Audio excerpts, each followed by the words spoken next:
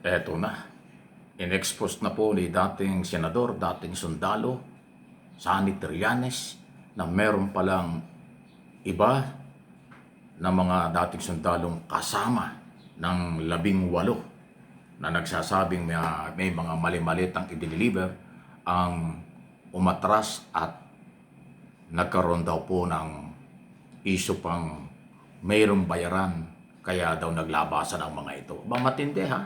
Ito, pakinggan nyo itong balitang ito at pahayag din mismo ng dating senador. Impormasyon si dating Senador Antonio Trillanes IV na sinasabing mayroon namanong ilan mula sa 18 dating mga sundalo ang babaliktad sa kanilang mga naunang testimonya. Sila ay kabilang sa mga nagsiwalat ng umano'y paghahatid ng mali-maletang kickbacks para sa ilang opisyal ng pamahalaan mula sa mga ghost flood control projects. Ayon kay Trillanes, mayroon namanong ilan sa mga ex-military ang lilitaw para ihayag ang katotohanan taliwas sa kanilang mga isiniwalat sa isinagawang press conference noong February 24 hinggil sa sinasabing korupsyon sa pamahalaan. Ngayon, ito ang importante. Within the next few weeks, mabubuo na yung picture. Kasi may mga dati silang kasamahan na naalokan din. Naalokan ng pera para lumabas. At meron na sa kanilang iba na na bumibigay na at malapit na magsabi ng totoo. Ayon pa sa dating senador, may ilan din umano mula sa 18 dating sundalo ang hindi anya alam ang nilalaman ng kanilang pinirmahang salaysay. So darating tayo dyan. Basta't may mga umamin na hindi nila alam kung ano talaga yung mga isinulat doon sa original affidavit. Handa rin umanong ituro ng ilang babaliktad na dating sundalo kung sino ang nasa likod ng kanilang ginawang paghahayag ng umano'y korupsyon sa pamahalaan. Dito mismo sa 18 na to, may mga umamin na talagang wala silang alam. Okay? Kaya nabubuo na yung picture dito. At tinuturo nila kung sino yung nag-alok sa kanila, sino yung nagdidikta kung ano yung sasabihin nila. Benedict Samson, Wow. umahataw Ayan, sa balita. Thank you. Sa UNTV, sa mga nag-interview dyan. At yan po ay interview ng maraming media kay Senador Trillanes after na siya ay mag-file ng kaso na may bagong libel, cyber libel, laban po doon sa mga dating sundalo at yun po mga nag-interview sa kanya na mga Duterte vloggers. Ayun, nadamay na naman yung mga vloggers. Dahil ang sabi nga ni Trillanes, every time na nag-interview at nagpa-interview mga ito at siya binanatan dahil hindi naman totoo, kanya daw kakasuhan. Kung dati, yun ang basihan ng kanyang pagpapail ng kaso. Kung may mga interview pa at ganyan daw sasabihin, another case ang kanyang gagawin. Abay, walang sawa, walang tigil ang pagpapail ng kaso nito. Mayan po. So, well, wala tayong magagawa. Yan po lehitimong balita. Kung ano man ang dating nito sa mga tinamaan, ay may karapatan silang idepensa ang kailang sarili. Tayo naman ay pinarating-lating yung mga nangyayari. May karapatan yung mga dating sundalo kung anong gustong sabihin nila base sa kanilang pagkakaalam. May karapatan din po ang katulad ni Trillanes at iba pa na mag-file ng kaso kung sa tingin naman nila ay paninira. Ayun. At yung sinasabi ni Trillanes, medyo iba ito. May babaliktad na raw at aamin na sila ay inutusan lang, may nagbayad sa kanila. At ang masakit dito, totoo ba na yung mga sinumpaang salaysay nila ay hindi naman nila ginawa? Itinuro lang sa kanila para gawin. Wow! Alam niyo ito sinasabi ni Trillanes, parang tandaan ko, related dun sa sinasabi ni Direktor Matibag ng NBI. Ano ba sinasabi ng Direktor ng NBI? 6 lang yung nagbigay ng sinumpaang salaysay at pinirmahan. Yung 12 nagbigay ng sinumpaang salaysay, hinarang daw po ni Attorney Baligod.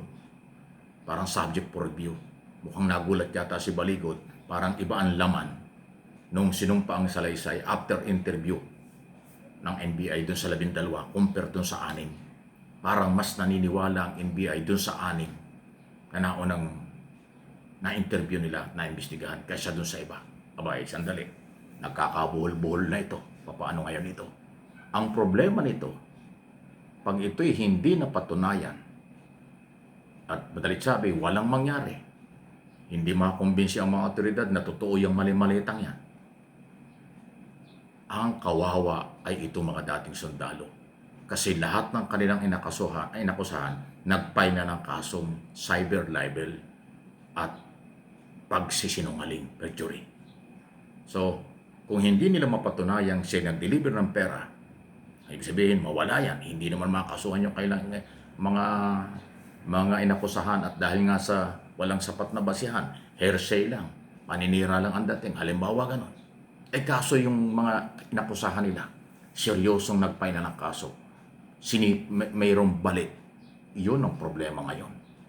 Hanggang kailan tutulungan kung sino man ang producer nitong 18 itong mga dating sundalo ang kalagayan ng mga ito pag naipit na. Kasi pag doon sa kaso, individual yan eh. Matagal ang labanan sa korte ng cyber libel at saka ng perjury. Mahabang oras. Kailangan ng abogado. Magastos yan. Yun ang tanong natin. Sila ba'y tutustusan hanggang sa huli ng kanilang mga kung sino mang nasa likod nito o kung meron man silang pinanser para ipaglaban yung kanilang kaso na cyber at saka perjury? Ibang issue yan eh. Ibang kaso yung libel at pagsisinungaling kaysa sa kanilang sinasabing korupsyon na yan ay criminal na kaso. Kasong kriminal din yan, pero mabigat po yun, paratang na yan. So iba yung paratang kaysa sa ikaw ay kinasuhan.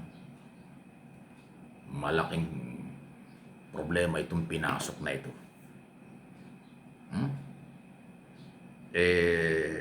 Pinagdududahan ng NBI ang totoong laman nito. Naunang nagduda dyan ay ombudsman.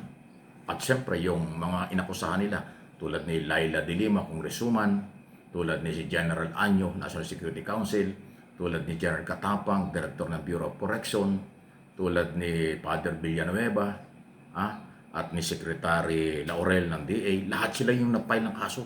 Magkakaibang korte, magkakaibang lugar.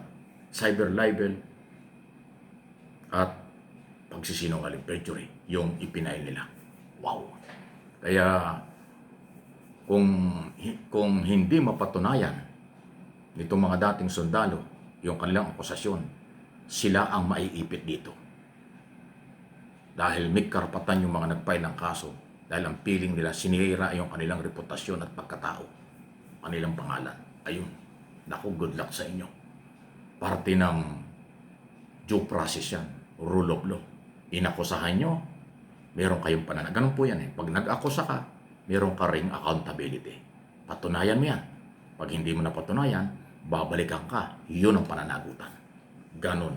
Hindi yan political harassment. Hindi yan harassment.